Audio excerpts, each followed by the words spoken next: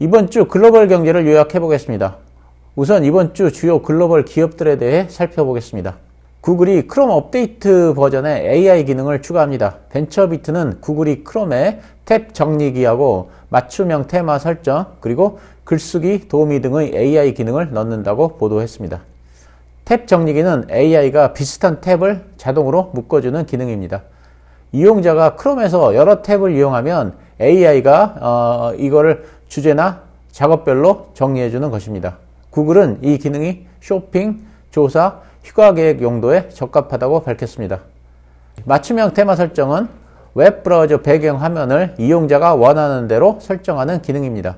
사용자가 원하는 주제나 분위기, 스타일, 색상을 AI의 명령어로 입력하면 됩니다. 구글에 의하면 이 기능은 전문가가 아니어도 누구나 쉽게 다양한 테마를 만들 수 있다고 합니다. 애플의 비전 프로가 판매 호조를 보이고 있습니다. 비전 프로는 사전 판매를 시작하자마자 매진을 기록하면서 사전 예약 3일간 최대 18만 대가 판매되었습니다. 오프라인 판매일도 출시가 시작되면 빠르게 매진될 것으로 보입니다. UBS는 애플의 비전 프로는 금년에 40만 대가 판매될 것으로 예상했고 14억 달러의 매출을 예상했습니다. 그렇지만 유튜브, 넷플릭스, 인스타그램 등 주요 앱 운영사들은 모두 비전 프로 전용 앱을 출시할 계획이 없다고 밝히면서 사전 판매 호조에도 불구하고 컨텐츠 분야는 부진할 전망입니다. 한편 삼성전자를 제치고 글로벌 스마트폰 판매 1위를 기록한 애플이 지난해에는 중국 시장에서 스마트폰 시장 점유율 1위를 기록했습니다. 애플은 현재 딥러닝 전문가들을 적극적으로 영입 중이고 온디바이스 아이폰의 출시도 준비 중입니다. AI 스타트업도 인수하면서 마이크로소프트, 구글과 AI 관련 경쟁에 본격적으로 뛰어들었습니다. 한편 애플과 마이크로소프트는 시가총액 1위 자리를 놓고 엎치락 뒤치락 하고 있습니다. 글로벌 전기차들의 수요가 감소하고 있습니다. 트럼프가 당선되면 바이든의 IRA 법안을 폐지할 것이라는 우려가 팽배해지고 있고 최근 북미에 불어닥친 한파도 배터리 한계를 보여준다는 평가가 나오면서 전기차가 지속적인 악재에 노출되고 있습니다. 수요일에는 테슬라가 4분기 실적을 발표했습니다. 매출과 주당 순이익이 모두 하회하는 4분기 실적을 발표한 이후로 주가가 크게 하락했습니다. 한편 중국 당국은 국가 안보를 위해서 테슬라 차량의 정보시설 진입을 금지하는 조치를 내렸습니다. 예를 들면 일반인들도 출입이 가능한 국제회의장이나 전시관에도 테슬라 차량의 출입이 금지됩니다.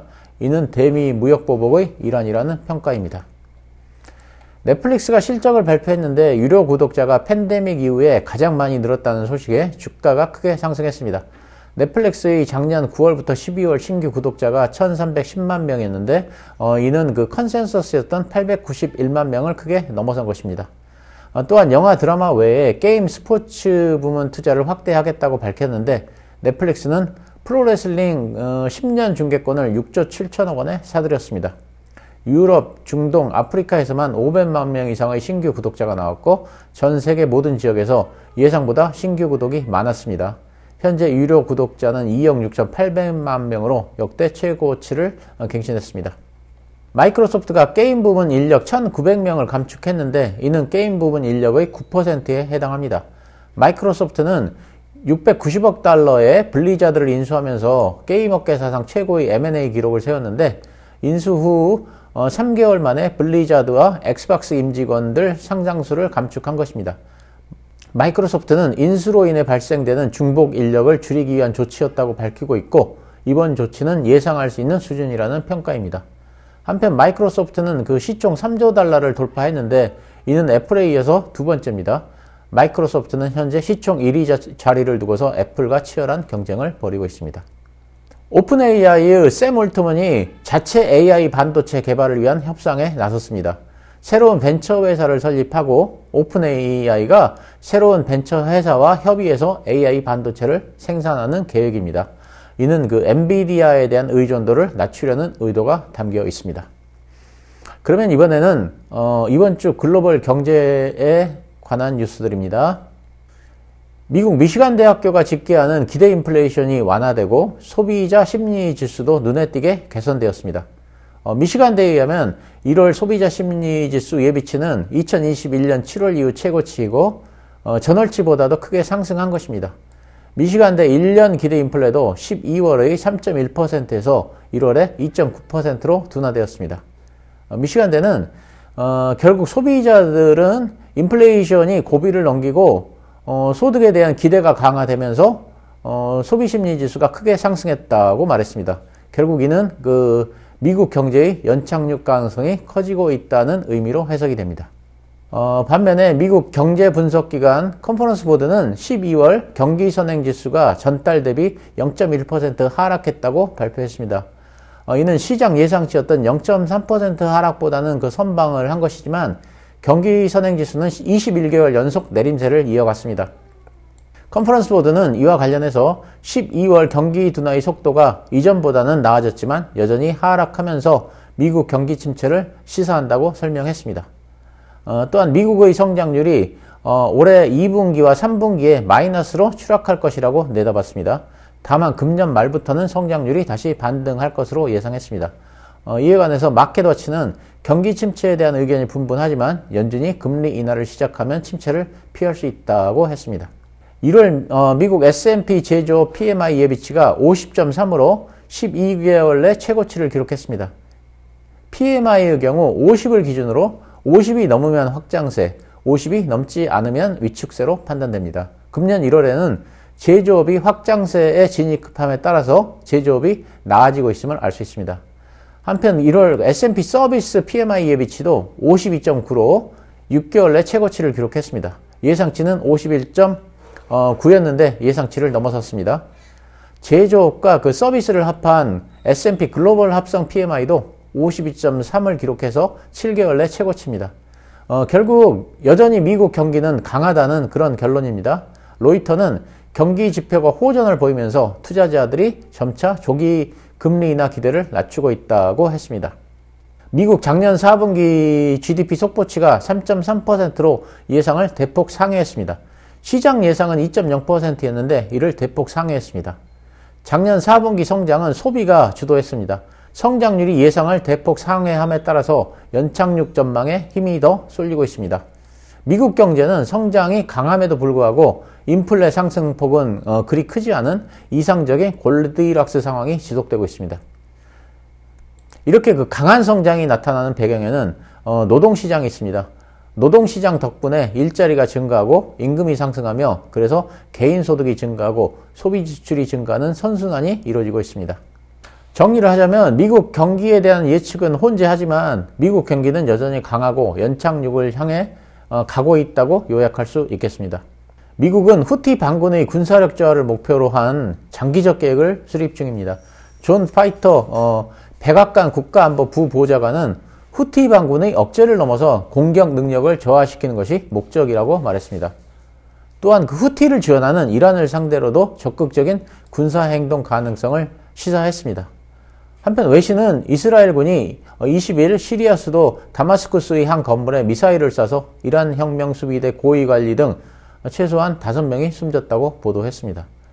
이에 이란이 직접 군사행동을 시사함에 따라서 확정 가능성이 있다는 평가가 나온 바 있습니다. 한편 이란은 자국의 첫 위성 소라야의 발사에 성공했습니다. 이에 따라 비슷한 기술을 사용하는 ICBM 개발에도 속도가 붙을 것으로 예상됩니다.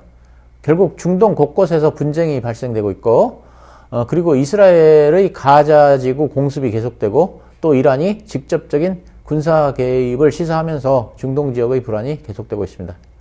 미국과 이집트, 카타르 등의 중재로 인질 석방과 휴전을 위한 협상이 재개될 것이라는 관측도 나왔지만 네타야후 이스라엘 총리는 하마스가 인질 석방에 관해 명확한 제안을 하지 않는다고 주장했습니다. 앞서 월스트리트저널은 미국과 이집트, 카타르가 가자 전쟁 종식을 위한 중재안을 마련해서 이스라엘과 하마스의 참여를 압박하고 있다고 보도했습니다. 한편 인질 가족들은 전쟁 중단과 인질 석방 협상을 촉구하는 시위를 벌여왔고 특히 최근 집회에서는 정권 퇴진 구호를 외치기 시작했고 의회 재무위원회 회의장에 들어가 회의 진행을 방해하는 등 행동 수위를 높이고 있습니다. 이유는 이스라엘에게 두 국가 해법만이 유일한 해법이라면서 이를 받아들일 것을 촉구하고 있습니다. 블랙록은 지정학적 위기가 지속될 경우 인플레는 3% 수준에서 유지될 수밖에 없다고 하면서 지정학적 리스크는 인플레이션 하락에 제동을 거는 요소가 될 것이라고 했습니다. 유동성 위기에 처한 중국의 완다그룹이 현금 확보를 위해서 작년 12월 25일부터 대형 쇼핑몰 10여 곳을 매각했습니다. 적극적 매각을 통해서 유동성을 확보하면서 디폴트를 겨우 피해가고 있는 상황입니다. 중국 인민은행은 디플레 우려에도 불구하고 기준금리를 5개월 연속 동결했습니다. 중국 인민은행은 사실상 그 기준금리 역할을 하고 있는 1년 만기 대출 우대금리를 3.45%, 5년 만기 금리를 4.2%로 동결했습니다. 이런 조치에 실망한 투자자들이 주식을 매도하면서 중국 증시가 큰 폭으로 하락해서 3년 9개월 만에 최저치를 기록했습니다. 주가가 그 추풍 낙엽처럼 하락하자 23일 중국 정부가 2조 위안, 우리 돈으로 372조 원의 그 자금 투입을 고려하고 있다는 뉴스가 나왔습니다. 블룸버그는 중국 정부가 증시 부양을 위해서 2조 위안을 조성해서 중국 주식을 매입할 것이라고 보도했습니다. 그리고 그 중국 정부는 중국 보험사에게 주식을 순매도하지 말라는 지침을 내렸습니다.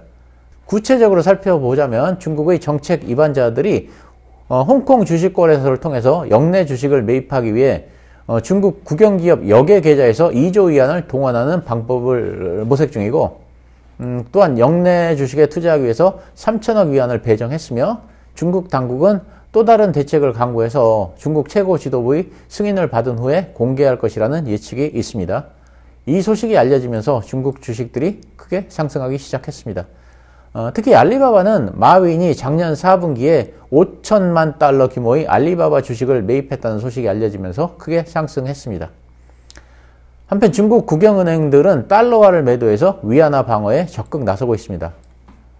그리고 중국 인민은행이 다음 달 5일부터 지급준비율을 0.5% 인하하기로 결정했다는 뉴스가 나왔습니다. 이에 그 186조 원 규모의 장기 유동성 공급이 기대되면서 중국 기업들의 주가가 이틀 연속 상승했습니다. 구리 선물도 3% 급등하면서 3주 내에 최고치를 기록했는데 그 이유는 중국이 대규모 경기 부양책을 고려하고 있기 때문에 중국 경제의 회복이 기대되기 때문입니다. 앞에서 말씀드린 대로 그 2조 위안의 자금 투입을 고려 중이고, 또 인민은행은 지준율을 0.5% 인하한다고 밝혔습니다. 결국 중국 정부가 경기 부양을 위한 결단을 한 것이 아니냐는 그런 기대감이 생겼고, 중국 경제가 살아날 수 있다는 그런 진단이 나오자 구리 등 금속 선물이 일제히 상승했습니다. 중국에 대한 기대로 우리나라의 화학 관련주들도 크게 상승했습니다. 25일에는 국제유가가 3% 이상 상승해서 WTI는 77달러에 진입했습니다. 이는 지난 4주간 최고치입니다. 국제유가가 상승한 원인은 첫째, 최대 원유 수요국인 중국이 대규모 부양책을 발표함에 따라서 중국 경기 회복에 의한 원유 수요의 기대감, 그리고 둘째, 미국 주간 원유 생산량이 1330만 배럴에서 1230만 배럴로 축소된 점, 그리고 셋째, 지난해 4분기 성장률이 예상을 상회함에 따라서 연착륙 기대감이 증가된 점, 이런 점들입니다. 미국 경제학자 설문조사 결과 연준이 2분기에 금리 인하에 나설 것으로 전망되었습니다. 로이터가 공개한 그 경제학자 설문조사에 의하면 연준이 6월에 금리 인하에 나설 것이라는 의견이 가장 많았습니다. 1월 16일부터 23일까지 미국 경제학자 123명을 대상으로 설문을 진행했으며 1월에 금리 인하를 전망한 사람은 한 명도 없었습니다. 66명이 2분기 금리 인하를 예상했고, 이 중에서 45%가 6월 금리 인하를 유력하게 생각하고 있었습니다. 3월 금리 인하를 예상한 학자는 16명에 불과했습니다. 로이터는 미국이 경기 침체를 피할 가능성이 커짐에 따라서 조기 금리 인하 가능성이 축소되고 있다고 했습니다. 일본은행은 23일 대규모 금융 완화 정책을 유지하고 마이너스 금리 정책 해제는 보류했습니다. 일본은행은 금년 첫 금융정책 결정 회의에서 이같이 결정했습니다. 단기 금리를 마이너스로 유지하고 장기 금리를 0% 수준으로 유도하고 장기 금리에 대해서 1%를 넘어도 일정 수준까지 용인하는 기존 금리 정책을 동결했습니다. 당초 일본은행이 올해 마이너스 금리를 해제할 수 있다는 관측이 대두되었지만 4월 해외에서나 마이너스 금리가 해제될 수 있다는 관측이 나오고 있습니다. 오늘은 이번 주 글로벌 경제 현안 및 기업에 대해 정리를 해봤습니다. 모두들 즐거운 주말 보내시기 바랍니다. 감사합니다.